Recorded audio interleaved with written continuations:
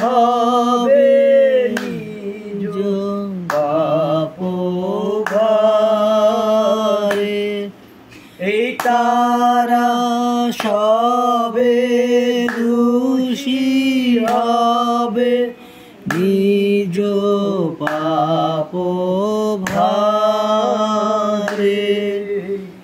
যিশু বিনে কেহ নাই, পিতা মাতা সুত ভাই বন্ধু যত, পিতা মাতা সুত ভাই বন্ধু যত, তারা আমার পাপের ভার নিতে নাহি পারে। এই তারা আমার পাপের ভার নিতে নাহি পারে।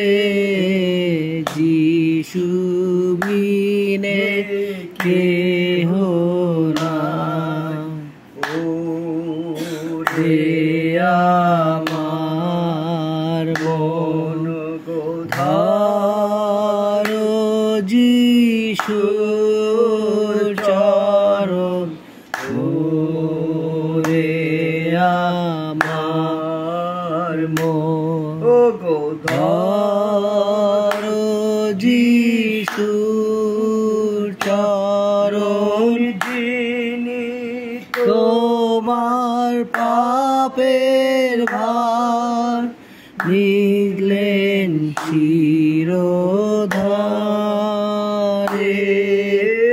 যিনি তোমার পাপের ভার নিলেন শিরোপারে। যিশু বিনে কেহ নাই। আমি আঙ্কেলকে না, আমি নিজেই আমি ঈশ্বরকে ধন্যবাদ দিই। এই সুন্দর সুবর্ণ সুযোগ ঈশ্বর আমাকে আপনাদেরকে নিয়ে প্রভু গৌরবের জন্য সুযোগ করে দিয়েছেন, তার চরণতলে কৃতজ্ঞতা জানাই। ধন্যবাদ এই মাসিমার জন্য, যে মাসিমাকেও আমি দেখতে পাচ্ছি সুস্থ, এই পরিবার আত্মিক জীবন রয়েছে।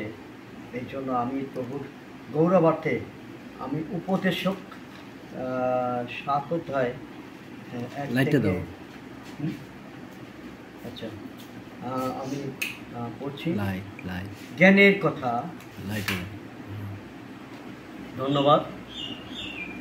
ভালো সুগন্ধির চেয়ে সুনাম ভালো, জন্মদিনের চেয়ে মৃত্যুদিন ভালো, ভোজের ঘরে যাওয়ার চেয়ে শোকের ঘরে যাওয়া ভালো, কারণ সকলেই একদিন মারা যাবে।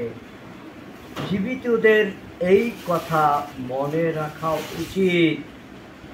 আনন্দ করার চেয়ে কষ্ট ভোগ করা ভালো। ঈশ্বর তার নিজ ভাইকে আশীর্বাদ করুক।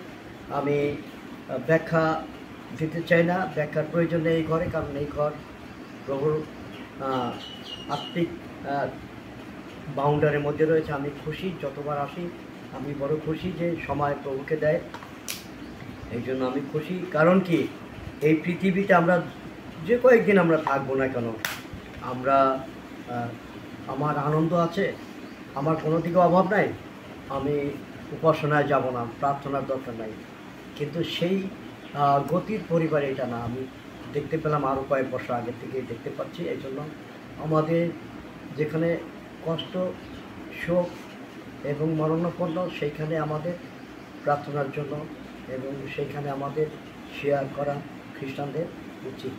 ঈশ্বর তার নির্ভয়কে আশীর্বাদ করুন। আমি ধন্যবাদ দিই আঙ্কেলকে। যে মন আছে, এই বয়সে অল্প বয়সে যে প্রভুর পক্ষে এবং তার পবিত্রতাকে এত গুরুত্ব প্রাধান্য দিচ্ছে, এই জন্য প্রভু এই পরিবারের মধ্যে নিত্য নিরন্তর উপস্থিত হোক। আমরা এখন প্রার্থনায় যাব। আসুন আমরা প্রার্থনায় যাই।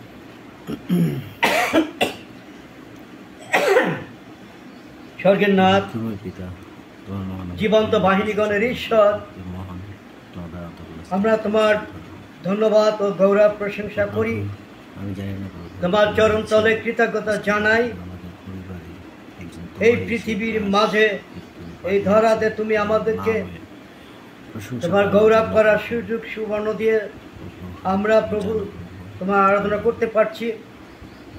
প্রার্থনা করি এই গলিয়া নিবাসী, এই গৈলাতে যতটা খ্রিস্টান পরিবর্গ রয়েছে, প্রত্যেক পরিবারের মধ্যে তুমি উপস্থিত হও প্রভু যিশু। প্রত্যেক পরিবারের সন্তান সন্ততি সুস্থ রাখো, সবলতে রাখো প্রভু যিশু। চতুর্দিকে সেই মন্দ শক্তি এবং ভগ্ন চক্রবিধি প্রভু, তাদেরকে তুমি বুঝতে সাহায্য করো।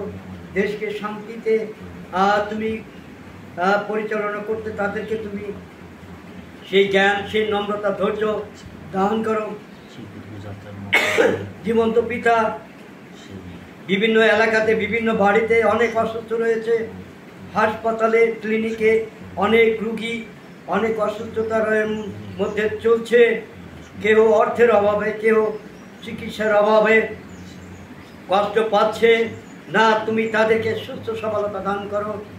তাদের চিকিৎসক তুমি, এবং তুমি আমাদের মহান পিতা, মহান ডাক্তার, মহান চিকিৎসক, ত্রাণকর্তা।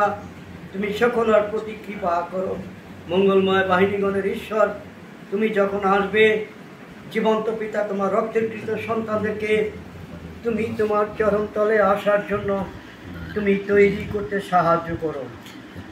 আমি অযোগ্য সন্তান, তোমার পক্ষে ভেগ করেছ প্রভু। আমরা যেন তোমার কাজ করতে করতে আমরা সমাধিতে যেতে পারি, আমরা তোমার পবিত্রতা বইতে পারি। তোমার পবিত্র সুসমাচার বাণী নিয়ে আমরা যেন প্রভু ঘরে ঘরে যেতে পারি। তুমি আমাদেরকে সেই পবিত্রতা, শক্তি তুমি আমাদেরকে দান করো। এই বাড়ির চতুর্পাশে স্বর্গের দুর্গন্ধি তুমি ঘিরে রাখো, সঙ্গে থাকো। যিশুর নামে চাই।